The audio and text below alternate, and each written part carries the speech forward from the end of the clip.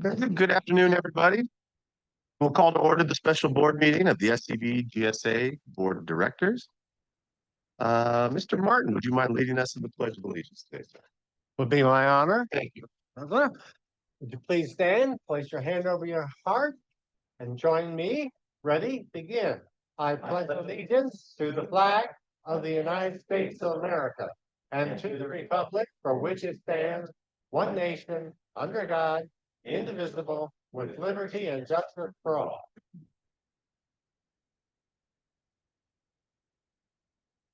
Thank you, Gary.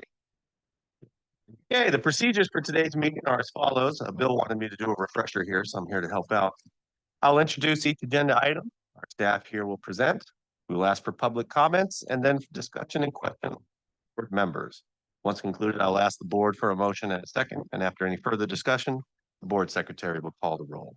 And I'll announce it appears all of the board members are present today. Welcome.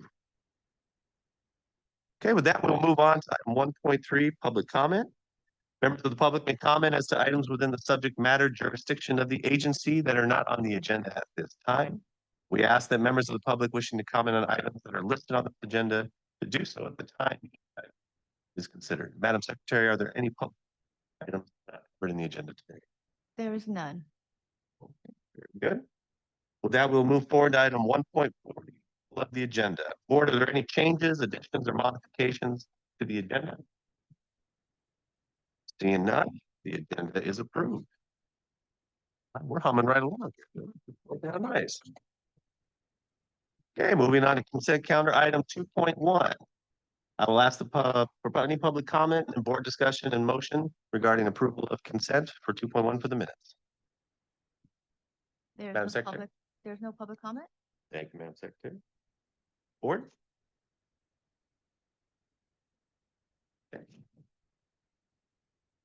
Okay. Madam Secretary, I need a motion and a second for approval. Yes, okay. please. Anybody want a motion? Motion from Mr. Cooper, second from Mr. Marks. All in favor, say aye. Aye. That was on the agenda. I just wanted to say that. That's great. When I call your name, please put your vote. Thank you, Madam Secretary. Director Goodside. Yes. Director Hernandez. Yes. Director Moore. Yes. Director Martin. Yes. Director Natoli. Aye. Vice President Cooper. Yes. And President Gibb. Aye. Thank you. This item 2.1 has passed. Thank you, Madam Secretary. I'll get squared away now. No more jokes. Item 3.1 today is the quarterly status update on the groundwater sustainability plan implementation. I think this is Mr. Vergoose. We got you today. All yours, sir. Thank you.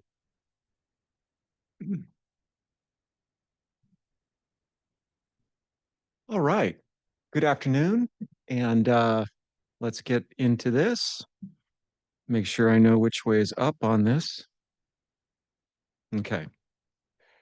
So we put a more detailed staff report in the board package this time, and I'll go through the PowerPoint and I'll hit some of the key points.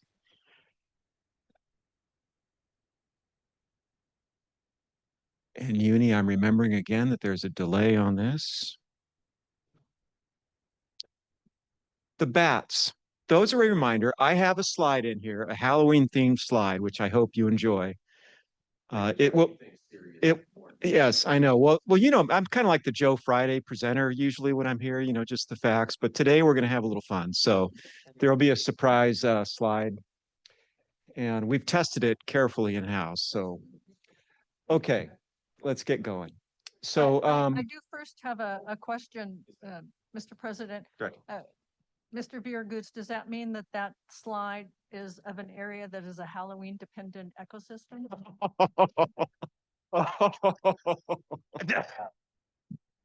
I love it. Madam Secretary, how much control do I have on microphones up here? Director. Oh, this is going to be fun. Okay, so key updates on the slide. The ones on the left with the asterisks I'll go through. And the ones on the right, there's a few that are with asterisks, but some I won't go into great detail. So we'll start with the SGM Round 2 grant, then we'll go into the GSP 5-year update, et cetera. Okay, so the Sustainable Groundwater Management grant, round two, is the large grant we received a few years ago. And it includes 3 tasks. These are all operating independently. They're going at different speeds. The first 2 are sort of routine, the GSP implementation and annual report, mostly routine work. The significance for our GSA is that the grant covers the cost of the annual report, which is fairly expensive. The domestic well records we've talked about before. Sir Fraz is here. He's been reviewing the data. Unfortunately, and we've mentioned this last time, the state's data, the state's well completion reports, and the county's reports are not very clear. And so it's been difficult for us to really hone in on exactly where all the wells are in the canyon areas. So our backup plan is to look at land use and estimate groundwater use based on land use. So we're planning to wrap this effort up in this next quarter. Monitoring well construction, this is underway. This is the lion's share of the funding from the grant. 2 sites are currently under construction. There have been 2 borings drilled. This is an overview map showing the locations of the planned wells. Now, depending on funding, well, let me jump in. So I'm going to talk about 2 here. This is a well that's going in near Magic Mountain. And this is a well that's going in near the golf course. And I have some pictures of this well going in near the golf course. But what I want your board to know is the pilot holes have been drilled for both wells. The one on the left side of your screen has been logged with the electric log, the one on the right not. Both depths have been around 1,300 feet below ground surface. So these are deep wells into the Saugus Formation, which has been our objective for these. This is the drill rig from Yellow Jacket Drilling. They actually have 2 drill rigs in the valley here to help get these wells constructed. When we were at the site last week, they call it tripping out the boring, which is a kind of a term of art, but they're removing the drill stem, which is the vertical piece you see coming down from the drill rig. It's covered in mud at the bottom. So they're in the process of removing that initial pilot hole that has drill string down to 1,300 feet or so. This is a picture of the PVC casing that's ready to go for the well. The steel pipe on the right is going to be what they call conductor casing, which goes from the ground surface down to help keep the upper part of the hole open.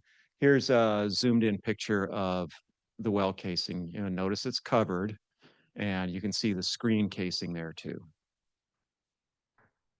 Okay, moving away from the grant work, now onto the GSP 5-year update work.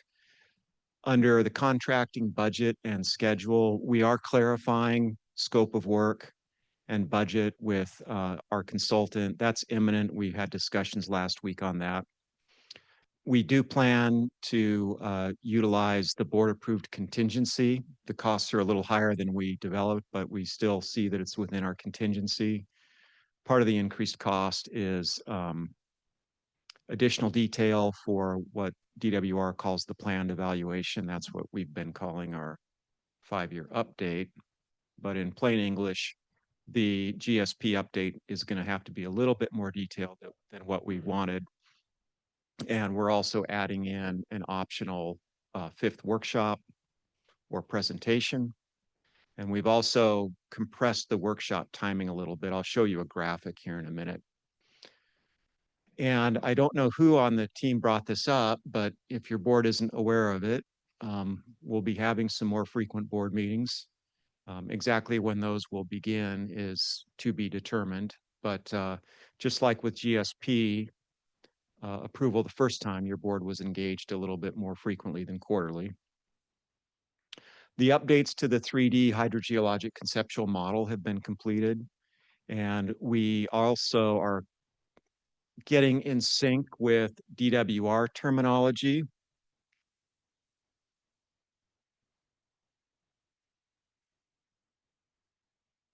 Despite what the PowerPoint is doing. We are getting in sync with DWR terminology. The Department of Water Resources would like us to call what we've been calling our GSP 5-year update. They'd like us to call it a periodic evaluation. And when we propose changes to the water level thresholds, we're going to be preparing what's called a plan amendment. So this will be new lingo that we toggle to moving forward. Obviously, we'll call it whatever DWR wants us to call it. So periodic evaluation and plan amendment is what we're moving into doing here. I certainly don't expect you to read the whole slide here or all that pasted text. In terms of the schedule, this is a little different than what we shared with you last time. We're still planning to bring the updated, okay, let me get into sync, the plan evaluation to your board in October, perhaps November next year.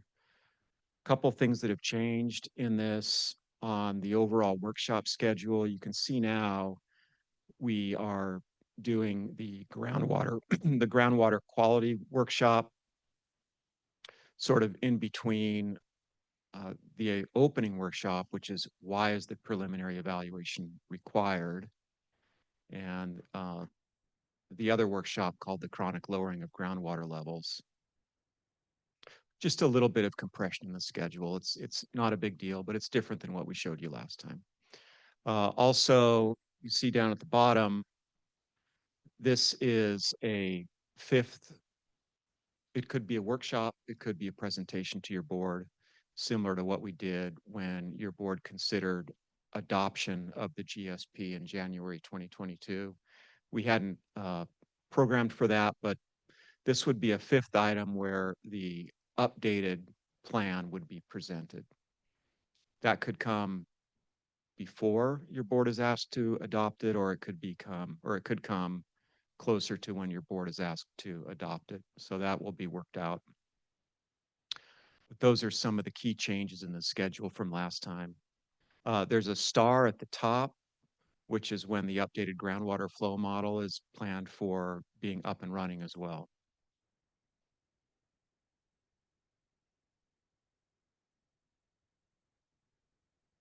Okay.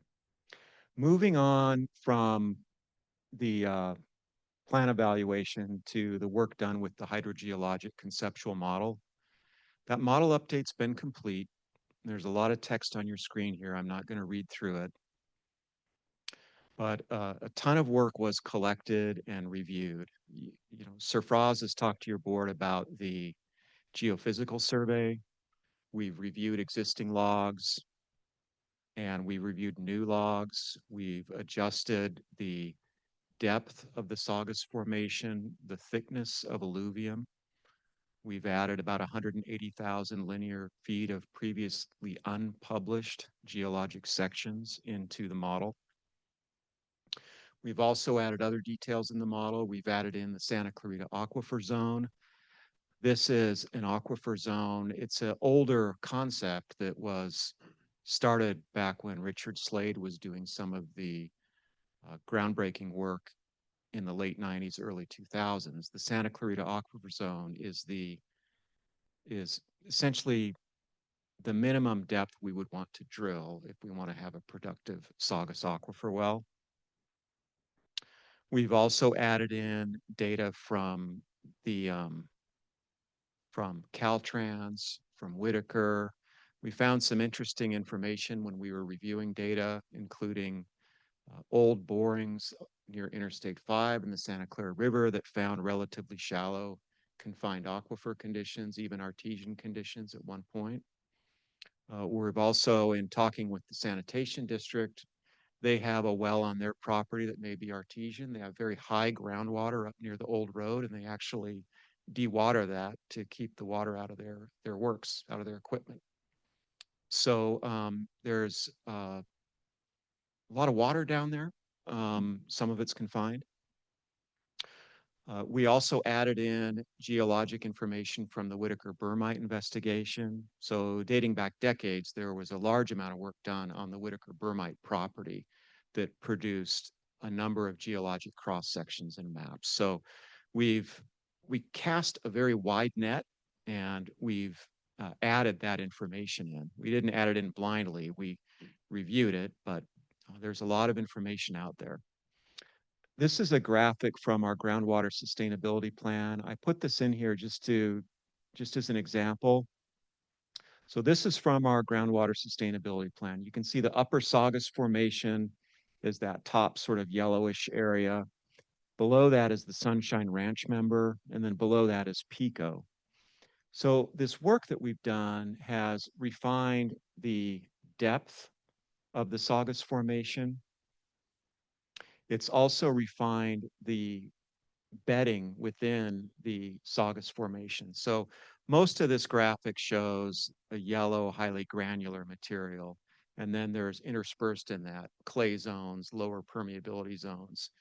We've largely refined those zones in the hydrogeologic conceptual model. The Sunshine Ranch member beneath is not a typical water-bearing unit. The water quality isn't good, the production isn't good, certainly for municipal purposes, but it's a transitional geologic unit between the Saugus Formation and the Pico below. We had information on its depth as well, so we were able to adjust both the depth of the Saugus Formation and also the beds within it. This is a graphic showing some of the geologic sections that have been added to the hydrogeologic conceptual model. The new ones are purple. So data interpretation continued with this. So we got data into the model, then we would interpret it. There was a methodical process for that, meaning that not all data sources were considered equal.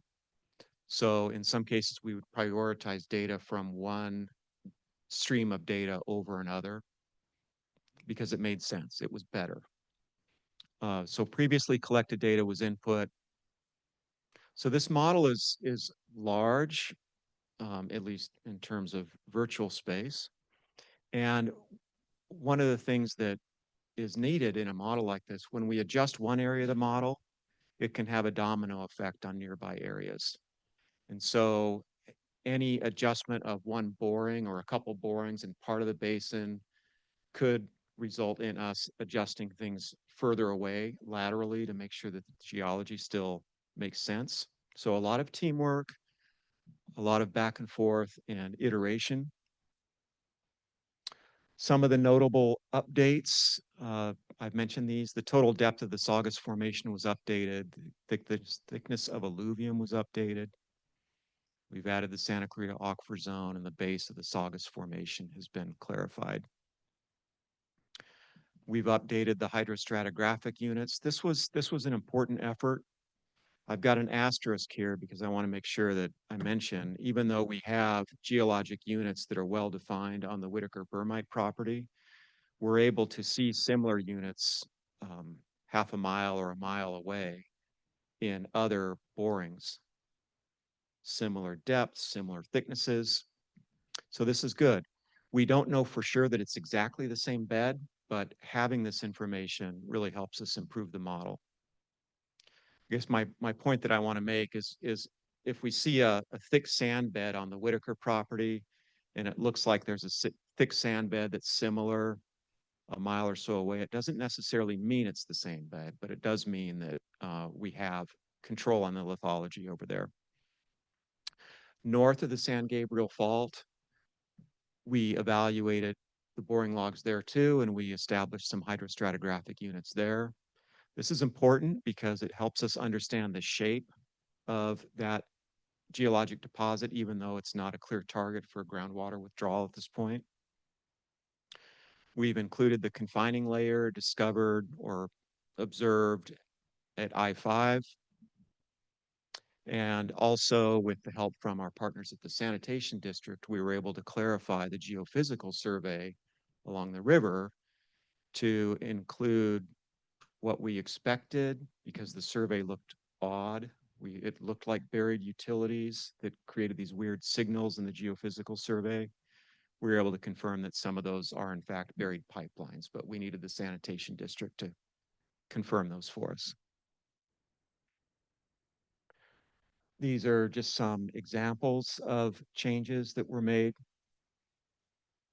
Here we've modified the base of the Sunshine Ranch member and the position of the Halser Fault. Similarly here, we've modified the base of the Saugus Formation. Spoiler alert. This is a satirical depiction of our modeling team.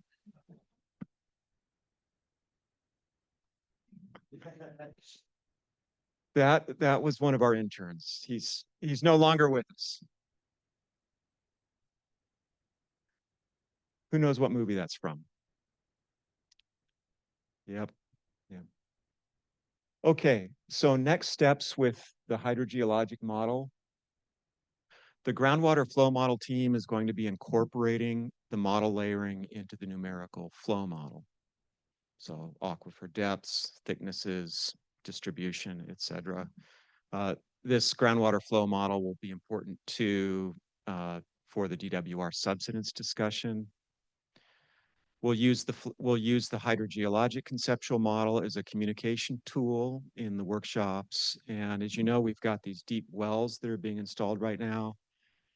Data from those wells, the electric logs, ultimately will get their way into the hydrogeologic conceptual model too, and that will result in further refinements. Okay, moving on to groundwater dependent ecosystems. Peter is here. Peter's one of our new staff members, and he went out with the consulting team when we did the October GDE evaluation work. That's the first time we've had staff to spare to go out in the field with the consultants. So thank you, Peter. Key points here. The conditions that we're seeing today look a lot like last year, which is expected. In this graphic, this oval here looks at the water levels at GDEB roughly this year to last year. They're very similar. You can see on the right side, there's a little bump up in water levels at GDEB that followed recent precipitation. Also on this graph, and we'll continue to talk about this because we don't like surprises, the thresholds that need to be revised are shown on the top. The rough position of the expected new thresholds for these GDE areas are, or for this particular GDE area, shown on the lower part of the graph. This is a map just for picture location purposes. I'm going to show you 3 pictures, starting from the east where it's a little drier. This is San Francisco Creek at the Scott Road Bridge. This is near Interstate 5. We know there's, flow emerges there, or flows common there. And then further downstream from I-5, you can see there's plenty of flow in the system. Moving on, engagement with DWR. Our team has issued a few letters to DWR and some of its best management practice documents.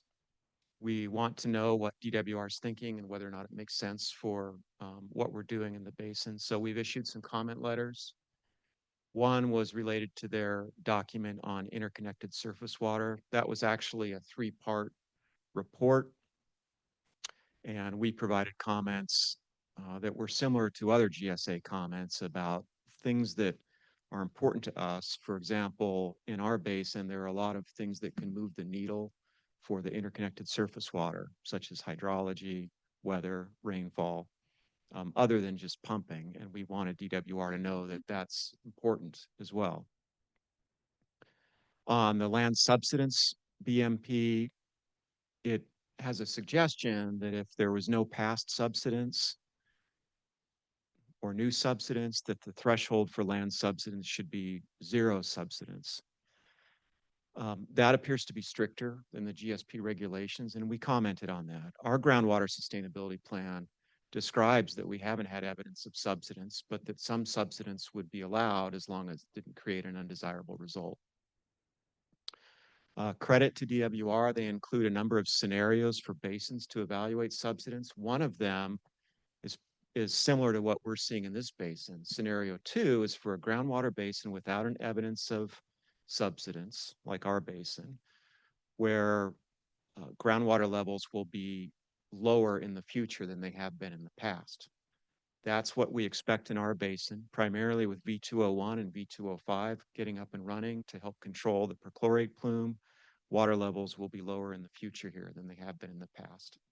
So there are some recommendations to evaluate that, which are reasonable, but these things will all take time for us to do. And we have a lot of other things that are more time critical. Sarfraz and I and Najwa attended the 2025 Western Groundwater Congress in San Diego. That's why we weren't here at the regular scheduled board meeting earlier this month. Najwa provided a presentation on the groundwater flow model updates that are going on.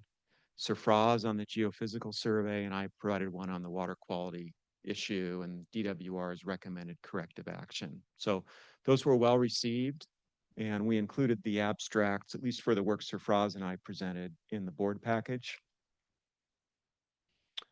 Okay, moving on, data gaps. The de minimis well owner water quality monitoring program is, it's still here. We did outreach. We didn't have any interest. So this will be an evergreen thing for our agency. We'll keep the program open and available to people that are interested. The non-de minimis well extraction reporting, Rick is heading up. He's doing a great job. We've had a couple workshops with non-de minimis well owners. It was, Rick, it was the cemetery, and who was the other outfit? Was it Disney? Okay. So the feedback from those parties was good. We're not getting a lot of interest, though, for other people to participate in the workshop, though they are aware of it. So we'll give it one more shot. And if we don't get other people participating, we'll just wrap up what we're doing and get the forms going and start requiring the work under it. For the land subsidence monitoring program, the 4th benchmark survey was completed. That red circle is foreshadowing of red circles coming up on the next map. It's as much for me as it is for you. We've completed 4 elevation monitoring runs in the valley, spring and fall, 2 each. We're not seeing evidence of subsidence. We're seeing very small vertical displacements on the order of 3 or 4 hundredths of a foot. So we're not seeing evidence of subsidence. Our GSP, by the way, includes a minimum threshold of 1/10 of 1 foot in 1 year. So we're not only not seeing subsidence based on this, but it's not even close to the GSP minimum threshold. So there's no clear trends. The domestic well study, we're going to wrap up. Okay, this next slide will have the red circles on it. These are where the 12 benchmark locations are that we're surveying. This is just so they would be more obvious in the map for you.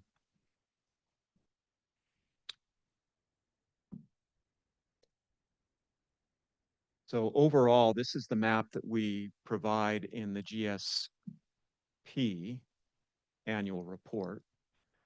So this map actually has 3 data sources on it: the benchmarks, which I just showed you, the INSAR data, and also a UNAVCO plate boundary station, which is in the northeastern part of the basin. And important features on this map are the San Gabriel Fault and the Halser Fault. The San Gabriel Fault is mapped throughout the basin. There are areas of it that it's flagged as an active fault, meaning Holocene displacement in the last 11,000 years. So we do have active tectonics in the basin. That shouldn't surprise any of us. We're in California. We just happen to have a fault that has some active splays in it within the groundwater basin that could affect ground surface. 6-month look ahead and conclusions. So analysis of the periodic evaluation will continue. So workshop planning, technical work, flow model update, contracting. As I mentioned, we plan to use the contingency. The best management practices drafts that were issued by the Department of Water Resources. We know what they are. We've commented on them. Our ability to incorporate them in our periodic evaluation is to be determined because they're not final and we're running out of time to do a lot of things differently. So perhaps that will come 10 years from now, but we'll do what we can with those and we'll continue to engage with DWR on that. Progress on the grant moves forward and we continue to engage with LA County on well permitting. And I will tell you, recently the county referred to us, even though they're not required to do it. We have a cooperative agreement with them. They did refer to us domestic well replacement in the valley, which we looked at and said, you know, we don't have any concerns with it. So that's going well. So with that, I'll close and happy to answer any questions. Thank you. Very good. Thank you, Rick. Madam Secretary, do we have any public comments on this item? There is none. Very good. Open it up to board discussion. Any questions from the board? Mr. Martin. Thank you, Mr. President. Rick, thank you for your presentation. It's always good.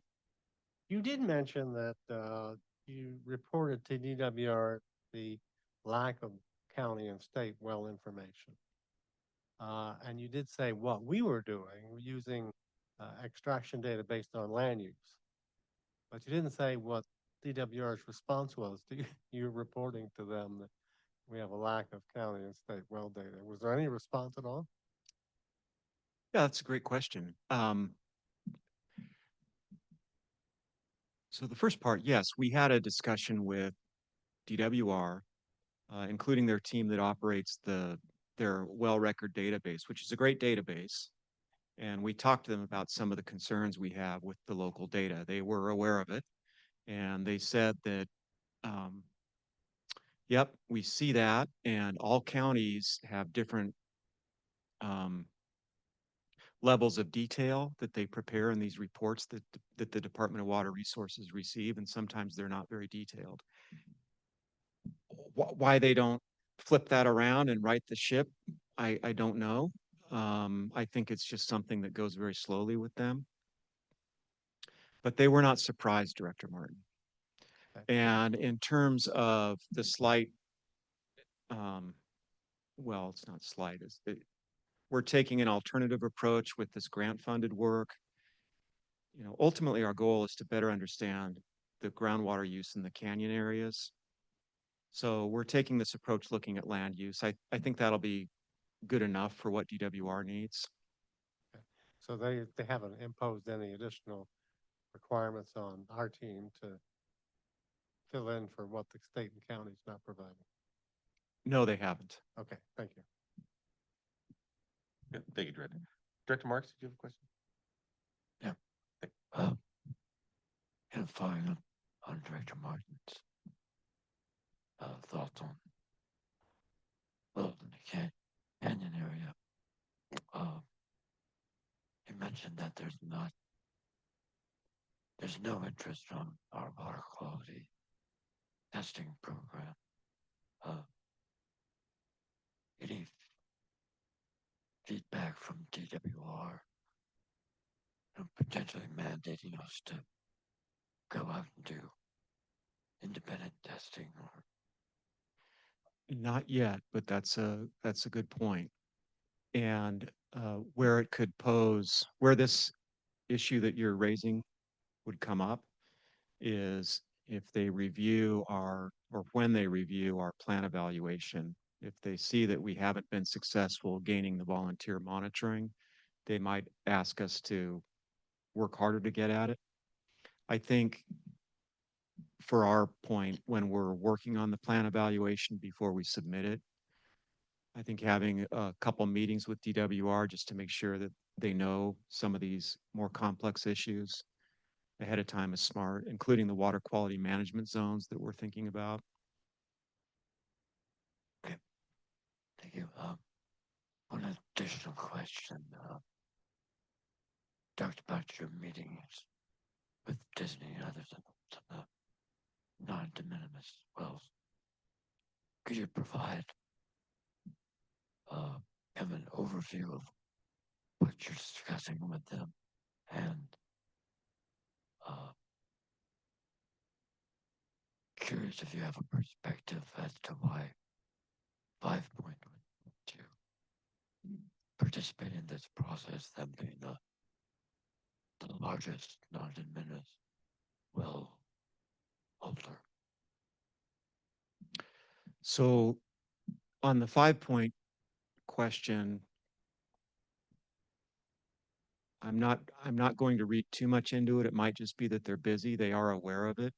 We've had discussions with them as part of our monthly data sharing meeting that they're aware of it, and they are not objecting to it. I think they will likely tell us that they need more time because of the number of wells, but we will make one other try with 5-point to get them into a workshop. In terms of the high level goals of the program, and Rick can come up if we need to, but Rick, it's well registration, well reporting. There's a schedule to do the reporting. There's a meter calibration requirement in it. What else am I missing, Rick? I think the purpose was to get their take on what we planned on doing in the program itself. So even the meetings that we had with Disney and with the cemetery, they didn't really have any input as to change anything or things that they weren't able to do. So I would guess that we would get the same input from the other 4 or 5 people that haven't responded. So it was more just to see if there was things that we were planning on doing that they weren't happy with, or that we thought we could do different. But we didn't see that with the 2 that. Are we suggesting that we may want to see actual flow meters on each well, or as opposed to estimates based on power usage? That is correct. So for 5-point, they've traditionally reported extraction based on power usage. This will require that they install calibrated flow meters. Okay. Great, thank you. Thank you, Director. Director Gutzeit? Just a couple quick questions on those GDE levels. You had a chart with solid lines at the top and then Mhm. the monitoring results and proposed lines.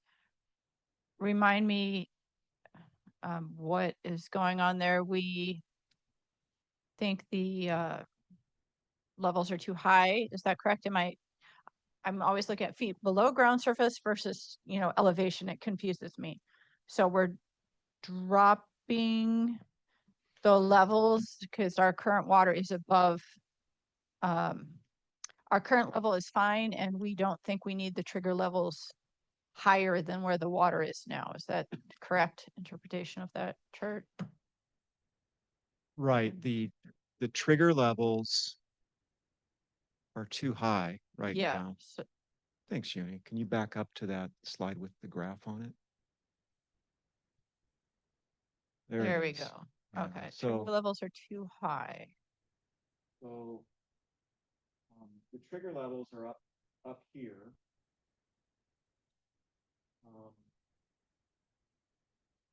This yellow one is the initial groundwater dependent ecosystem trigger level. Mhm. And we've been below that from the start. Okay. So, and then the red one is the minimum threshold. And so they're simply too high. There were elevation issues with the model. So these need to be brought down where they're underwater. Mm-hmm. And so they'll be lower than the current water table is now. Mm-hmm. Right. And DWR is okay with that. They understand. We was this discussed with them and they understand it's coming? Yeah, they understand that these are out of whack and that they're going to be revised. They want us to focus more on the actual undesirable results. Mm-hmm. So with, as part of our process, we will go through and we will be estimating how low groundwater elevations need to be to actually harm the GDEs. Mm-hmm.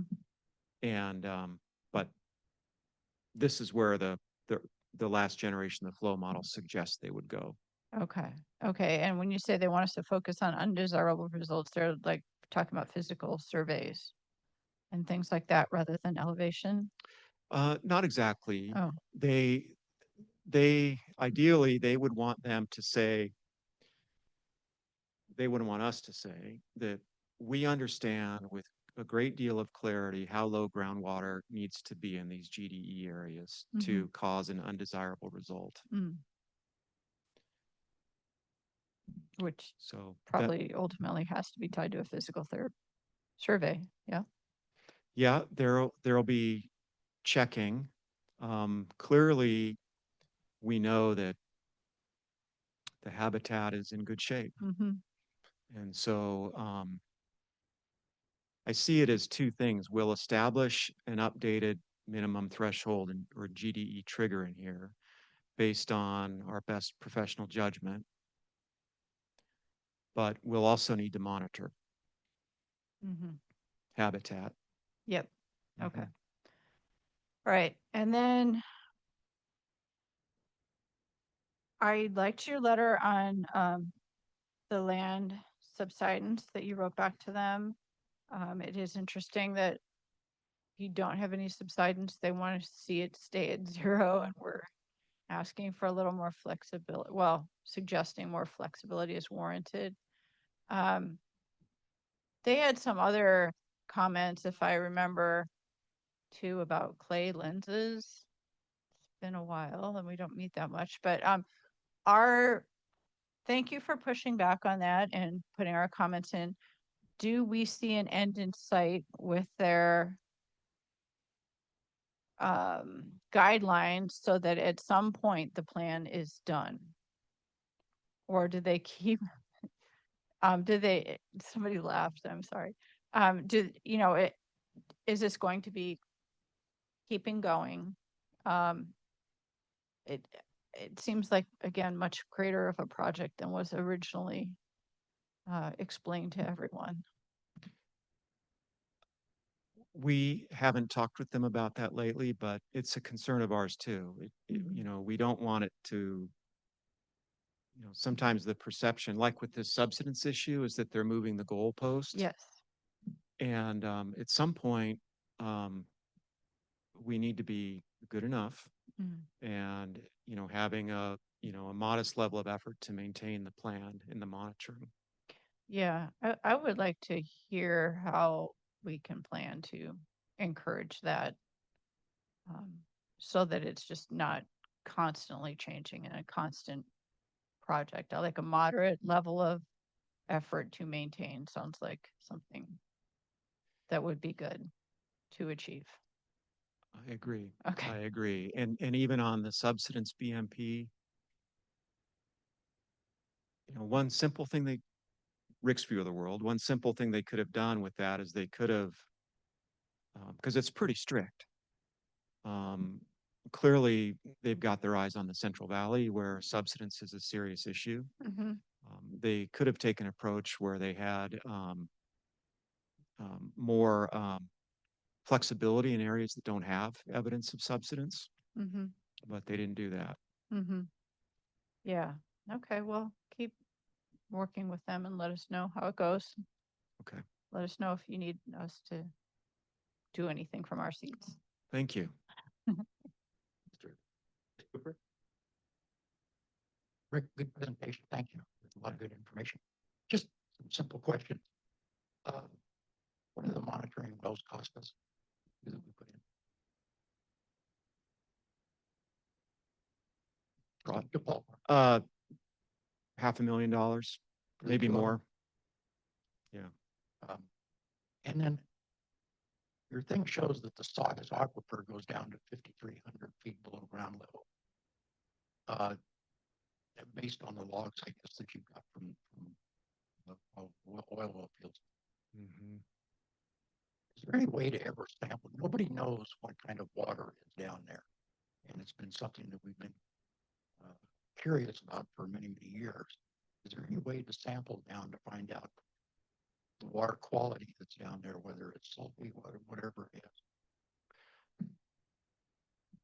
Short of installing a well to that depth, we could look at electric logs and look at um, um, salinity, that type of thing, to estimate.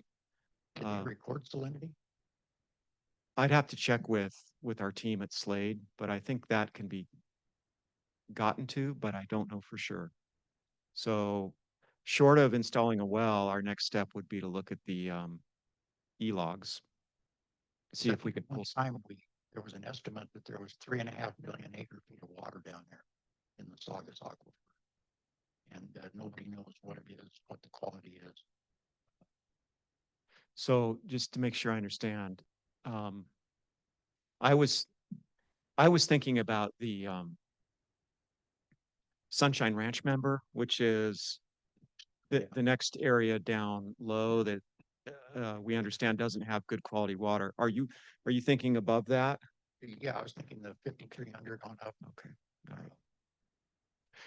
I'll check with Richard Slade's office to see if there's something we can deduce from e-logs.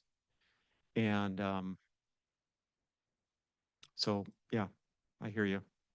And then why the term chronic lowering of groundwater levels for your, is that a term that DWR's come up with? Or, I mean, we don't have chronic lowering of groundwater levels. We do not have chronic lowering of groundwater levels. That is a DWR term. That's a term for one of their undesirable results that we need to guard against. Yeah, I think the term is used in Sigma itself. Yeah, even though it doesn't apply to us, it makes it sound like we have, and what we're going to talk about is chronic lowering, which we don't have. And then in the non-de minimis wells, it'd be nice if we could get Valencia Country Club to participate, which would be this end of the valley in that. And you say they have to meter. Do they pay for the meter? Or do we install the meter to get that information? They would pay for the meter. No wonder they don't want to do it. I mean, that's a large meter. That's expensive. It is expensive. And but that's how it's currently set up, is that it would be on them. The costs. And the cemetery and Disney has said, okay, that they're willing to do that. Rick is nodding.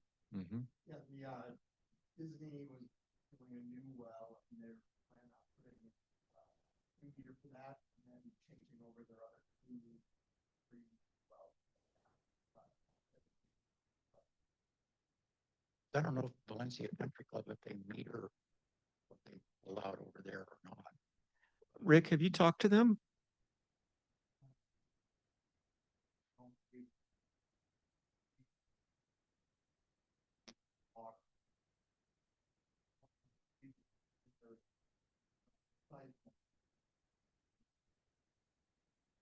I don't know, I think they just fill up the load down the lake, they keep the lake at the right level where they can use the water.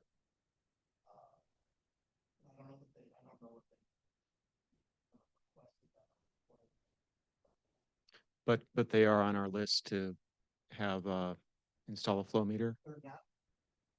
Okay, well let's regroup after the meeting and see.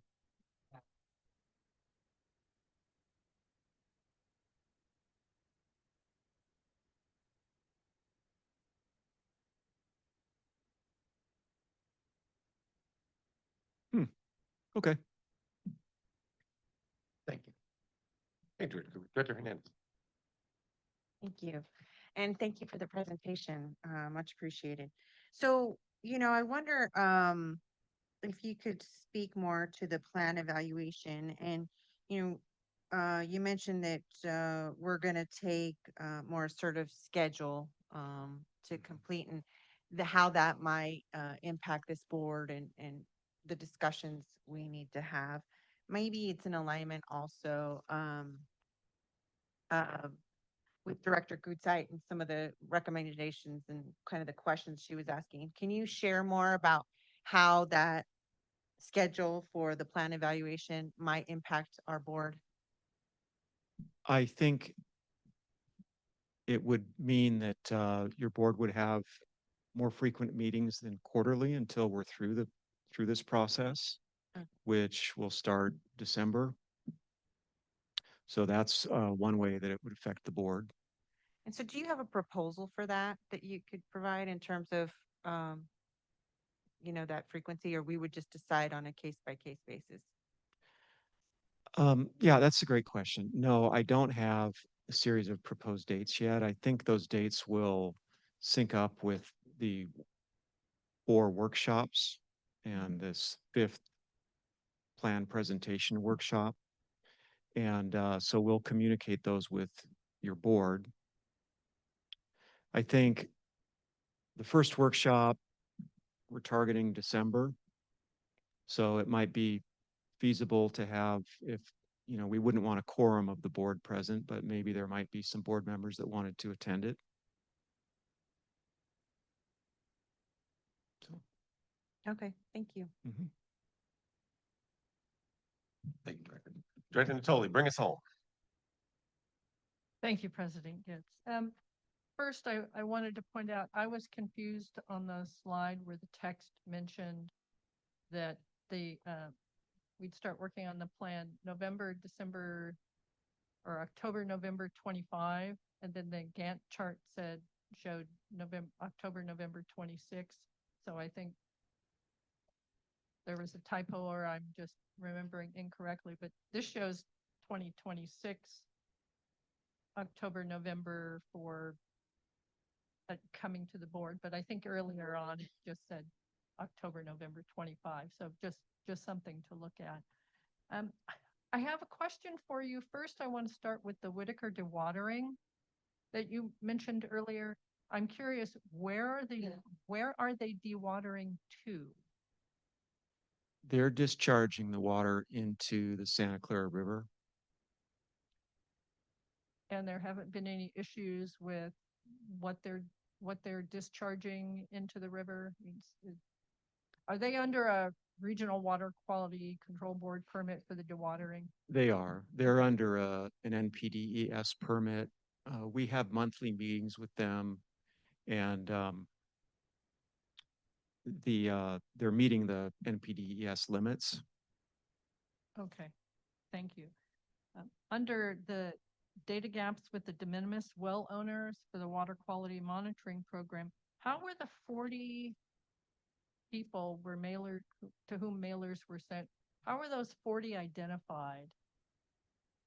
They were identified based on associating parcels where we understood the wells to be, associating those parcels with the mailing address. Is that right, Rick? Okay.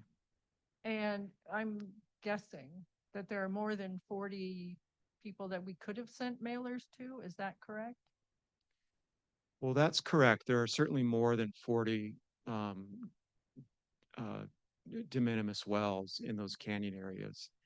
These areas were focused on because they looked like they had the best option to help fill the water quality data gaps.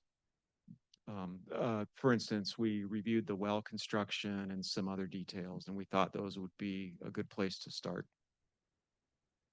I know this is labor intensive. I'm used to going out and meeting with the public when you're developing plans and ordinances. If it's 40 residences, 40 locations, is this something that sending someone a postcard or sending them a letter, they're going to throw it in the trash can? They don't know what it is, but perhaps maybe a few times a month, someone could go out to one of these places and just knock on the door, say, hey, we're from the GSA and we want to talk to you about water quality monitoring. So perhaps there's follow-up more than, gosh, we didn't hear from people, so, oh, well, we can't get any water quality monitoring volunteers. So maybe the next step is to actually go out to where they are and meet with them. That's just a suggestion that I have. I had another question for you about the domestic well study that staff's utilizing satellite imagery. Whose imagery are you utilizing? Sir Froz? It's the Google Earth, like master. You're using the pattern, and specifically when land use is sensitive, the house, specific houses, and the pool, and the lawn, so we specifically decide individual houses, pool, horse ranch, the lawn, and I said that like or and we won't be necessarily individual houses, we will be a zone base, like San Francisco zone, how many acres per year. And I have a suggestion for you. You might want to look at the county's, our regional planning GIS net. There are layers there for building outlines, as well as including the parcel lines and parcel numbers. So while, and we have 2025 imagery. We update the imagery every couple of years. We fly the entire county. So you might want to think about our GIS net. Thank you. Thank you very much. Thank you, Mr. President. Very good. Thank you, directors. Okay. It's just an info item, so I guess we don't need a vote on that one. So I will move us on to item number 4, the executive director's report. Mr. El-Hassan. Thank you very much, Chair Gibbs. Good afternoon. Assistant General Manager Cole is out of town today in a conference, so I'm sitting for him. And he mentioned that there is no activities to report on, so I needed to fill up some information. I have to make up some information for my time here. So the only thing I would just wanted to bring to attention of the GSA board is the agency, SCV Water Agency, received the grant from the state to for Arondo removal and management. And we have been working on this for almost a year now into 3 different tasks. The first task is to facilitate development of a governing structure for the entire basin for Santa Clara River. And that's include both counties, LA and Ventura. And we have been working on that. There is a couple of meetings for the stakeholders groups, including the city, the counties, including all interested stakeholders in the basin who have been working in the Arondo. And the purpose of that effort is mainly to create an entity that will create a program rather than project by project in both counties. That effort have been evolving. We're going to have our next meeting in the next couple of weeks for the stakeholders group. And this group is going to also create an advisory group that's include more stakeholders, open it a little bit to a bigger stakeholders and interested parties for the Arondo. The second task that we have been working on is evaluation of the water use by Arondo, especially for us here in the upper part of the Santa Clara River. We don't have a lot of information about how much exactly water is being used by the Arondo. And we wanted to include that into our study so that we can prepare for the next the entity which is coming into the future, so that they have some solid information, scientific information. We hired 3 people with a group of consultants as well as the university to do the work for us at University of Santa Barbara. They're doing this work for us for the next 2 years. They're going to monitor the use of water used by Arondo in the basin here. The third task for this group to work on is the removal. And actually, we went for bidding for the removal activities about 2 weeks ago. Last week, we had the pre-bidding meeting with the consultants who are interested, with the contractors who are interested, as well as we had a site visit for a couple of locations that we identified into our bidding materials as the possible sites for doing those. And thank you to the city for helping us really for granting us access for those are in land that owned by the city, and the city is collaborating with us in managing those areas. That's the end of my report. I will take any questions. Thank you. Thank you, sir. Madam Secretary, do we have any public comment? There is none. Okay, thank you. Directors, any questions? Director Gutzeit? The areas that you're looking at for Arondo removal, how are they selected? Is it based on access or concentration of Arundel in that area, or what's the basis for the target areas? Thank you, Director Goodside. It's both criteria. It's access. We want it into public land where our contractors will be able to access the stage also to do the removal, as well as the density of the Arundel in those areas. One of the areas in Bouquet Canyon, Bouquet Creek, when it meets the stem of the main stem of the river, that area have a density of more than 70% of Arundel. So we pick that. It's about 7 acres. That will provide us a good location to start with. And the second area is downstream on the main stem of the river. We have a location where it has also about 50 to 60% concentration of Arundel in that area. Okay, I'd love to get upstream, right? Because I know, I think it's like, it's either Bouquet or San Francisco or both that are, if that washes downward, it's going to be a continual effort to remove it down here, but maybe we can't access it up further north. Is that not, obviously it's not going to be within city ownership up there, but probably more problematic ownership. Hopefully we can look at that someday. Actually, there is a project right now that 3 people are doing using federal funding upstream in San Francisco. Okay. One of the issues, as you mentioned, is the ownership of land. Most of San Francisco is private property ownership, and so I understand that 3 people have secured in most of the federal area. There is a federal land there, but also they tried to secure some of the private ownership, and they are working on that. This project have been working in and actually we are visiting that project in next week to see the progress of what they are doing in San Francisco.